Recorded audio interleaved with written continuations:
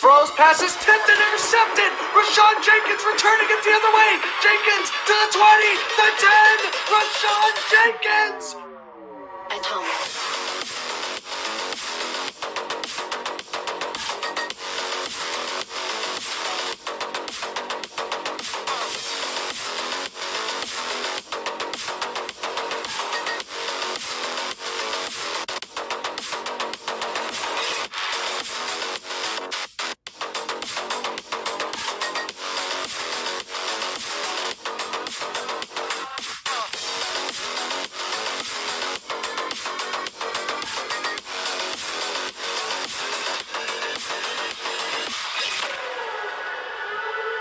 How's it going, everybody? I'm Brant Flood from Fluster Sports Zone, along with the one and only Kyle Howell, and we will be recapping all of the important NFL trades this offseason that we have seen thus far.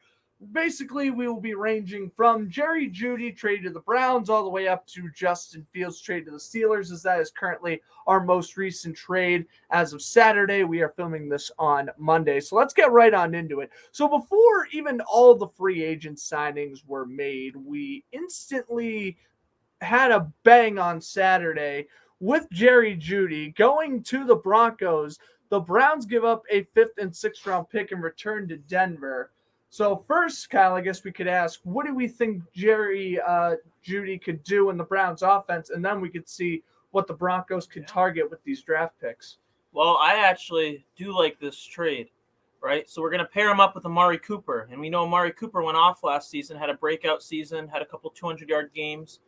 And I just see a fresh start for Jeudy with a better quarterback in either Deshaun Watson, hopefully if he can stay on the field. And then a much better offensive line, much better defense with Myles Garrett and such. But, yeah, just a fresh start was needed for Jeudy. First-round pick out of Alabama. I see a lot of potential in the kid. He's obviously getting a little older now, but he's still in his prime. So I'm looking forward to him in the Browns. I think he'll do well. He's wicked fast, and his route running abilities is pretty solid. And it kind of seemed like right out of the gate, Jeudy was going to be the wide receiver too, because Courtland Sutton has just taken over that role in Denver since pretty much they drafted him in 2019, and he's just ran away with that wide receiver 1 spot. Now, for the Broncos, 5th and 6th round picks, where do you see them potentially just targeting in the draft? We expect them to go quarterback in the first couple of rounds, but, later on in the draft, they polish up all their main issues. Where do you see them trying to target? I still think defensive help definitely needed a lot. Their offense under Russell Wilson was not that bad. I think he had 26 touchdowns last year. So the offense wasn't terrible. You got Javonte Williams at running back, right? I mean, tight end, I think that's a kind of a need a little bit. Yeah, a little bit. I think tight end's not bad, but mostly defense, right? They can upgrade their D-line and secondary. I think that'd be huge for the Broncos. Obviously, they need a quarterback right now, as their 2 quarterbacks on the starting roster right now are Ben DiNucci, former Seattle Sea Dragon, and Jared Stidham. It's terrible. It's quite terrible. And we don't know what Denver is going to do. J.J. McCarthy is one they're projected to draft right now, until news was announced earlier today that the Vikings just held a private workout with McCarthy. So maybe he's going to Minnesota. Maybe Denver's going to have to get someone like Michael Penix or Bo Nix. It's going to be interesting, and this is going to be a really weird offseason.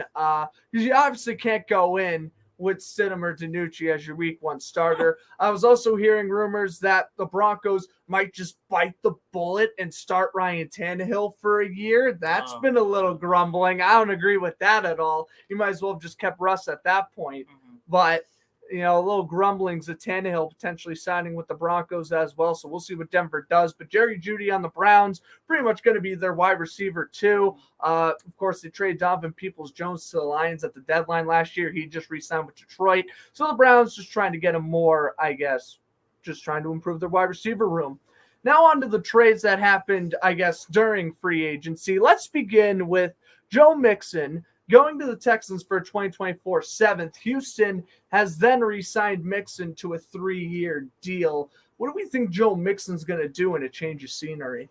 Well, I really like this addition here. So at first it was noticed that he was released, but they took that back and he was traded for a 7th round pick, right? Right. So I really like this trade. The Texans have really just built through free agency in the draft. I mean, they went from a 3-win team to a divisional round team in 1 year. I think getting a running back to replace Singletary is huge for them. And I really like this addition here. They got C.J. Stroud. I mean, a lot of different weapons here. So I think it's a very good trade.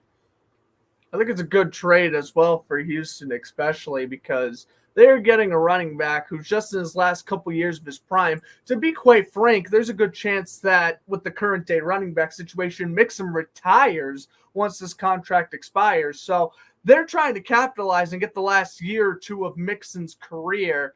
And why not do it on a contending team? Devin Singletary got quite a bit from the Giants, and I get it. Paying him a lot of money is quite skeptical. I know he had a great season, but that was his first really amazing season we've seen. Just look at age. Mixon's established. And yes, he's older, but he's a former Pro Bowler. He was doing well on some honestly mediocre to average Bengals offensive lines.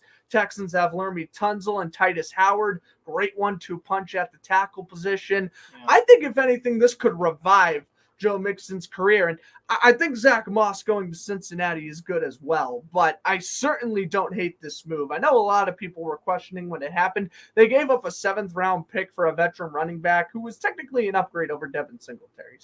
But now we got to look at the Bengals running back room. Yeah, so they signed Zach Moss. He's going to be their starter. Chase Brown proved throughout last year that he's going to be fast. He's going to be their receiving back. Nothing wrong with that at all. And then they have Chris Evans, who is primarily their special teams guy. So a lot of average players. Average to inexperienced running back room. But Zach Moss played really well last year when Jonathan Taylor was injured. I think he could definitely get 700 to 900 yards, no problem next year. Moss has had some injury concerns. He has had some injury concerns. And again, I think that's why Chase Brown, who was a fantastic fantasy football pickup the last few weeks of the regular season there when he went on fire, for that 3-week stretch. He's very good. And I think their goal is to have Moss play in Cincinnati for a year or two for eventually Chase Brown to become the starting running back. I don't know what you think about that, but Brown's very a couple more years to develop. He's ready. But they got a good depth-wise at running back. Absolutely. All right, we move on now to Mixon to the AFC South. Let's talk about a player swap here. One of, I believe, 2 1-for-1 trades. The Panthers have acquired wide receiver Deontay Johnson to the Panthers, and in return, the Steelers get cornerback Deontay Jackson, who they just re-signed this morning to a 1-year, $6 million contract. So Jackson will be under contract for 2 years in Pittsburgh. Well, Jackson and Johnson. So, again, the J's mixed up there. So, what do you think? I think this is an all-right trade here. I think it's pretty good. I mean, the Panthers, coming off the last place season, they're adding some good players. They're going to pair them up with Adam Thielen here and Mingo, I'm pretty sure. Yep. Mingo is their wide receiver 3. So we give Bryce Young another weapon here. But for Steelers, we look at that as a slight loss. He did have some catching issues. He dropped a couple balls in the past. But he's been very consistent recently. So it's a good pickup for the Panthers. I'm definitely see the immersion of George Pickens with the Steelers. So they're going to probably need to draft another receiver to have with them too. But good addition for the Panthers. Yeah, I definitely think it's a smart move for the Panthers to get for sure. And, they really don't have a lot of receiving weapons outside of Thielen, and Mingo is still developing. As for Pittsburgh, sure, it's a loss, especially because Johnson was beginning to go crazy. When Mason Rudolph took over as the starting quarterback, he really played well down the stretch, especially against the Bengals and the Ravens the last 2 weeks of the year. But I think overall, this was a pretty good trade for both sides. Pittsburgh, you knew they needed a corner. They released Patrick Peterson. And, if you're going to replace him with Deontay Jackson, that is an upgrade in itself right there. So Steelers get their corner. Panthers get their weapon. I still don't know why the Panthers aren't targeting tight end, really. After Ian losing Thomas, Hayden Hurst. You released Hayden Hurst, and now you're going to roll with Ian Thomas as your starting tight end. Again, we already saw how in 2021 that was a bad idea. Tommy Tremble, he's okay, but again, is he really starting caliber worthy? Yeah. They're getting weapons, not doing enough to, I guess, help out Bryce Young, but getting someone like Deontay Johnson is a start. Panthers are still going to be terrible. They, of course, traded Brian Burns to the Giants as well. Trade I actually forgot to mention while making this video. Unfortunately, that's probably the biggest one of the bunch. And they lost Jeremy Chin, their starting safety, Chin to the Commanders. So yeah, I mean, the Panthers, they're in a rebuilding stage still, and they're going to be. But right now, they're just concerned about, all right, will Bryce Young be ready by the time his rookie contract expires?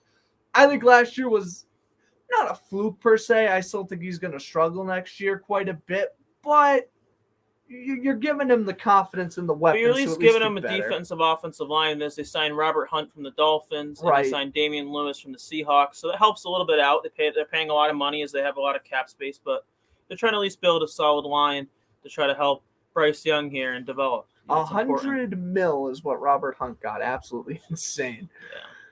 All right, moving on to another player-for-player swap, and I don't know what in the world the Cardinals are doing here. 1-for-1 swap. Falcons get Rondale Moore. Cardinals get quarterback Desmond Ritter. So after 2 years, Ritter gone, and he was egregious the last 3 months of the season. 100% agree with this decision.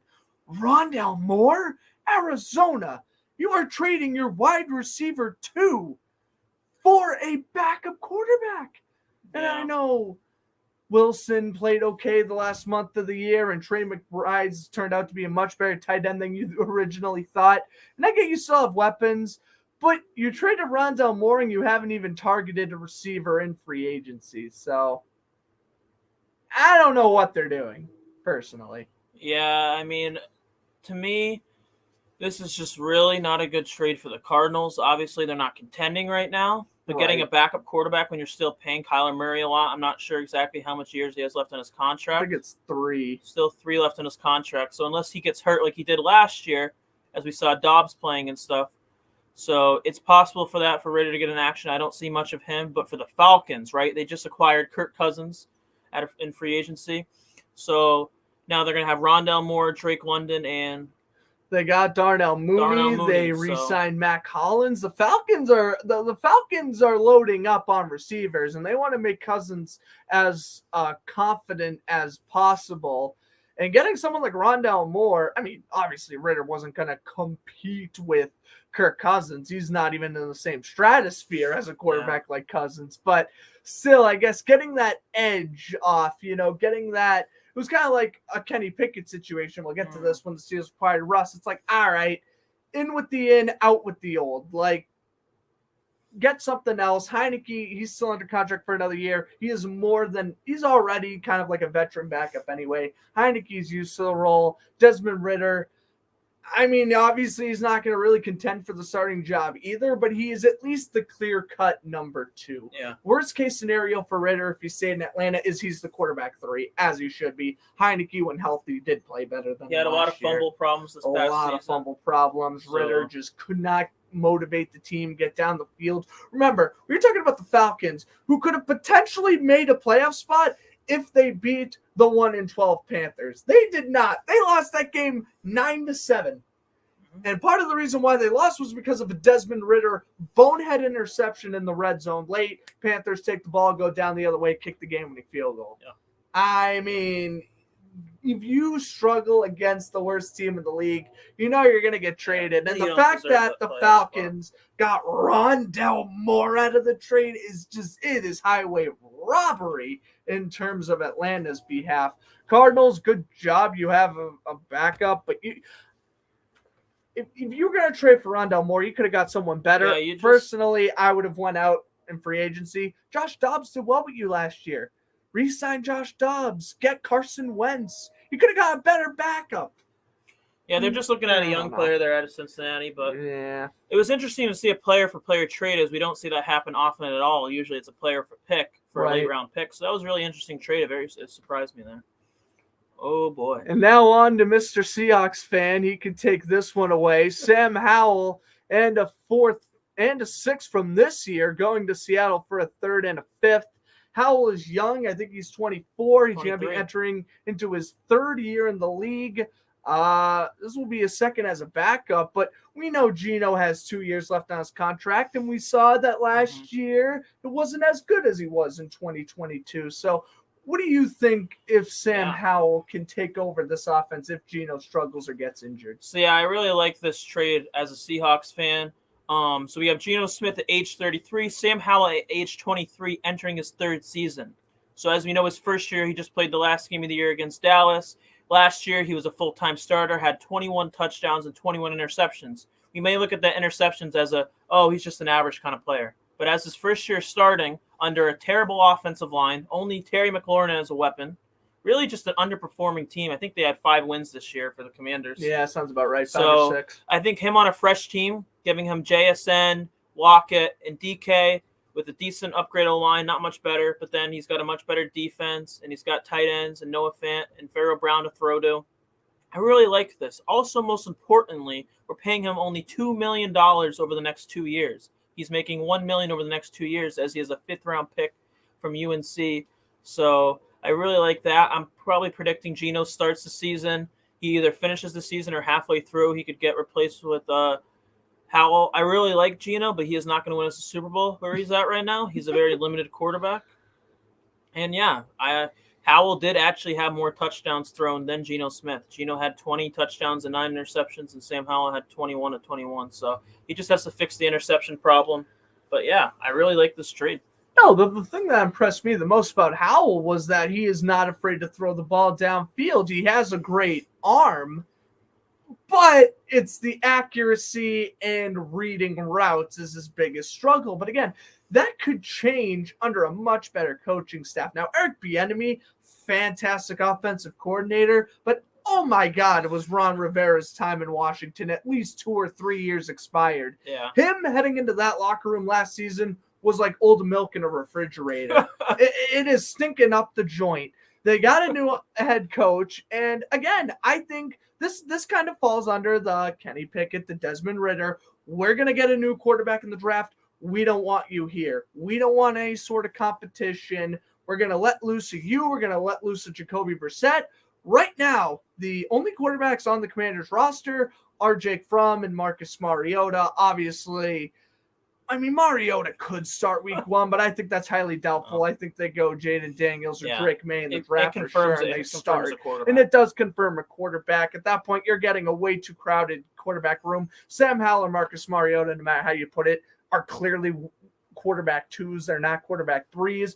Hey, Seahawks didn't re-sign Drew Lock. We'll send him to Seattle and be the quarterback 2. And it's a great replacement. It's good for both sides. Drew Lock gets a chance to breathe down Daniel Jones's neck in New York, and Sam Howell, he's playing with house money right now. Hey, if Geno Smith struggles and they need me to come in, why not? They have already played well with Drew Lock. 2 games under Drew Lock, the Seahawks went last year, 1-1, and he played, even though they lost against the best team in the regular season, the 49ers, he played very well outside of a couple of interceptions. Seattle was in that game for the most part. And then, of course, the game-winning drive against the Eagles on Monday Night Football. Now you get a quarterback who's a year or 2 younger who has a better arm. That's an upgrade, and you're paying him less money. Let me just say one last thing. So before this happened, I wanted Seattle to draft a quarterback, right, in the first round or top 3 rounds. But now we look at simple stuff. We know Bo Nix, right, coming out of Oregon. He's 24 years old with 0 NFL experience. We look at Sam Howell. He already has 2 years of NFL experience, 1 year as a starter, and he's a year younger than him. Yeah, I mean, so we look at that. I mean, in that sense, now we don't have to draft a quarterback. We've signed some linebackers, but we can now focus on other positions, on our defensive line and our linebacker crew. We can focus on that stuff, offensive line, and not have to worry about a quarterback this early because now we can develop one who's 10 years younger than Geno. So that's why I also love it. You know, again, he's playing with house money. If you don't re-sign him after 2 years, who cares? You did what you could with his career. Swaps. Yep. Moving on to the next quarterback on the move, Kenny Pickett to the Eagles. So Steelers traded Pickett and a 3rd from this year to the Eagles for a 4th and a 7th. All right. A couple things about this. I guess the rumor is Pickett was not a fan of obviously getting replaced by Russell Wilson, and he wanted a change of scenery. So he gets the change of scenery to be a backup as well. I don't get this. I don't get this really, but The Eagles also gave up a lot for Pickett. But again, quarterback of the 2022 class, got 2 years left. You could decline his 50-year option, so you don't have to pay him a mega amount when his deal expires after 2026. But, at the same time, this is good for Pickett. He grew up in New Jersey, was an Eagles fan, and he gets to develop under a young coaching staff and a young quarterback in Jalen Hurts. I don't hate this, but it is very confusing. Yeah, so in my opinion, giving up a third-round pick, I think this is a win for the Steelers because he is, unless Jalen Hurts gets hurt, he is clear behind Jalen Hurts. Jalen Hurts has the clear starting over him, and it's not even a chance for competition. But then we look at what the Steelers got now. We're going to talk about it in a little bit with Justin Fields and Russell Wilson, but they have a good quarterback room. It's got a young player in Fields there. But for this trade, I mean, he spent the past 7 years in Pittsburgh, right? So he played for University of Pittsburgh and the Steelers. Right. So he was a Pittsburgh man, but he did, like Grant said, grow up as an Eagles fan. So if he just wants to play on a successful team that he used to grow up in and maybe get some reps if something happens to Hurts. But, yeah, I think it's a win here for the Steelers. Yeah, I think it's definitely a win for sure for the Steelers. They get a third-round pick in return for essentially, after acquiring Fields, a third-string quarterback. So, yeah, that's definitely a win in their book. And as for the Eagles, I like it. They were like, listen, Marcus Mariota is going to be way too much money to re-sign. We don't know what Tanner McKee can do. We're going to get an established player who had first-round value and who could – be a quality starter if Hurts gets injured, or if a long-term injury happens to a quarterback around the league, you could trade Pickett for something and get something in return. For example, if a quarterback goes down the first month of the injury and it is a long-term injury, Pickett will be one of those guys that teams will inquire for. I just see him as a very mediocre quarterback. As we know, he was I think he's gonna be for Mason Rudolph last year. Right? Rudolph took him to the end of the year, and he won some games. I mean, Pickett was healthy. He could have played, but he was a scratch for those kind of games right there. He had a chance to play, but his mediocrity, I mean, it's hurt him at the end of the year, and he also isn't the best locker room man. But let's look at it this way. The Eagles did have Gardner Minshew 2 years ago, so they turned from a backup. He learns under Hurts. So we look at it this way. Now he learns under Hurts, and maybe next year he can get a fresh start on a quarterback-needy team. So let's hope the Eagles can develop him by sitting behind for a year. Yeah, absolutely. And again, maybe Pickett gets traded next offseason. Why wait for his contract to expire? If a team is asking about Kenny Pickett, trade him. Why not? And now on to the last move that we will be covering today. Bears trading quarterback Justin Fields to the Steelers for a conditional sixth. Depending on how much Fields plays, that sixth can become a fourth. Yep, if he plays 50% or more of the snaps or games, he'll be getting a fourth-round pick and return the Bears. I will say this about Fields right out of the gate. He ain't better than Russ, and I know Russell Wilson's been on the decline for the last couple of years, but he's still not better than Russell Wilson. And I don't see him starting more than a game, maybe two, if Russ, stays healthy. He might just start like week 18 if the Steelers are in the playoffs or whatever. But the Steelers are going to use him in wildcat formations. And I know you're very familiar with how, like, the Jets used Tim Tebow in 2012. They just bring him in, or how the Saints used Taysom Hill as a more recent example. He is going to be the quarterback that when it is second, third, fourth and short, 4th and 1, 4th and 2, they're going to bring Fields out to run the ball. If they need a Hail Mary late in the game, they might sub out Russ and put in Justin Fields for the arm strength. It's going to be interesting. I wouldn't even be shocked if we see Fields play receiver every once in a blue moon. Well, I don't. Maybe not. Maybe that's a little too far-fetched, but he's going to be a utility player for the Steelers offense. I am actually one of the few people that is still high on Fields. I still think if you kept him, you look at it this theoretically, if he stayed on the Bears, they could have this as the potential top 3 receivers. They could be having Keenan Allen. They could have DJ Moore and Marvin Harrison Jr. So I think that would be the best trio receivers in the league. You give Justin Fields actual weapons. I feel like they're finally rebuilding after a couple of years in the rebuild, and they're just getting rid of the guy for like a 4th-round pick possibly. To me, I know you have a shot at Caleb Williams, right? So the last time was like Trevor Lawrence in 2021 with like a generational quarterback, let's say. So I know they want Caleb, but they also have pick at 10. They have a draft pick at 10. So I just thought if they kept Fields, they would have 3 great receivers, and they could build around their offensive line. Now they're going to take a quarterback at 1. Pretty guaranteed right now. Caleb Williams is pretty much a guarantee. So now they're going to just look at adding to their defense more there, and maybe a nice wide receiver 3 still. Yeah, again, this guy like the Pickett trade. It's a little confusing, but I get why the Steelers did it. The Bears, you can't keep Fields around because it creates a controversy. We know that Geno Smith will be starting over Sam Howell week 1. We know Kirk Cousins will be starting over Desmond Ritter week 1. It's definitely not a guarantee that Williams would be starting over Fields week 1. And Fields has 1 year left on his contract, unlike Howell and Pickett that have 2 years left. He will be a free agent next season.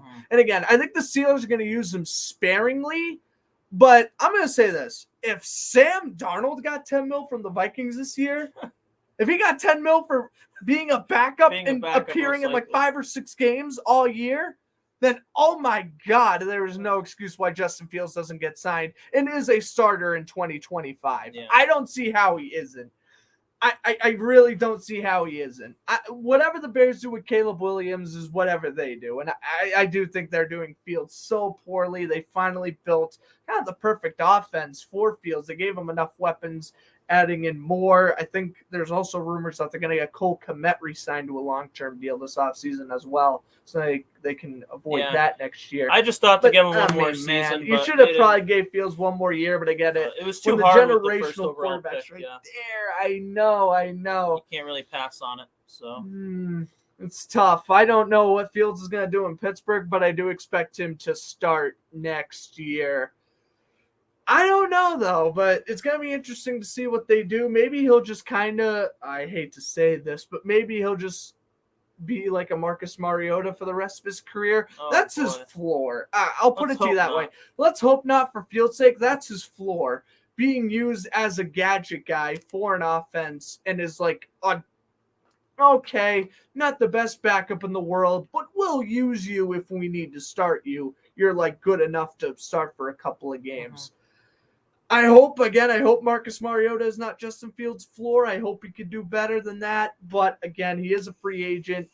I don't think there's a shot unless Russell Wilson gets hurt and Fields goes in as a starter and runs the offense to fruition. I don't think he's re-signing. He's going to get the bag by someone next offseason, especially under a new coaching staff. Mike Tomlin is a pretty reliable coach. I mean, look at Mason Rudolph. Got signed with the Titans. And also, we look at the Steelers, and they got Patrick Queen and some other additions. So they've added to their defense, right? Added to their defense. So, no reason why Pittsburgh shouldn't be a playoff team next year. If they made the playoffs with this roster, there is no shot they miss the playoffs next year with a significantly better roster. Yeah, I don't see how that happens. It is a tough division. As we know, the AFC North is a very tough division. We got the Browns and Ravens. Really, and the Steelers now competing all for the top spot. And even the Bengals. Crazy. I mean, the Bengals, if they have Burrow healthy. Back. I mean, that's one of the best divisions in football. I think heading in, that is the best. Over the NFC East, I agree. Yeah. The NFC East, my goodness, the Giants and Commanders, they're still going to be bad for a couple of years, probably.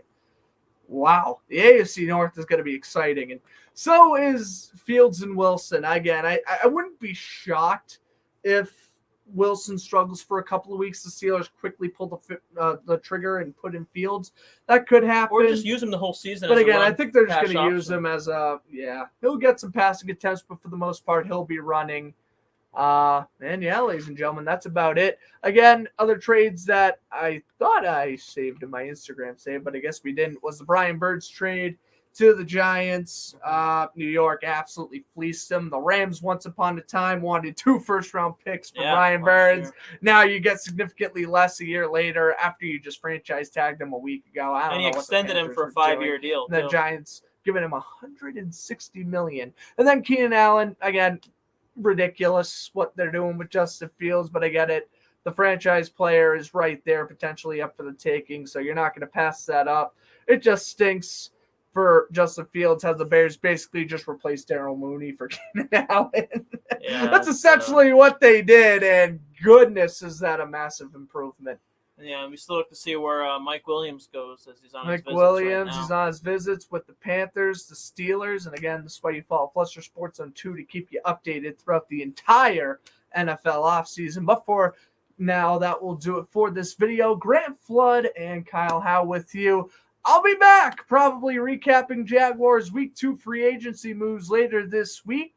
We also potentially have a mock draft coming up later this week, as well as that will be our final episode of Campus Gridiron Season 1. So stay tuned. Content should be coming out later this week. But until next time, see you guys in the next video. Had a blast. Thank you.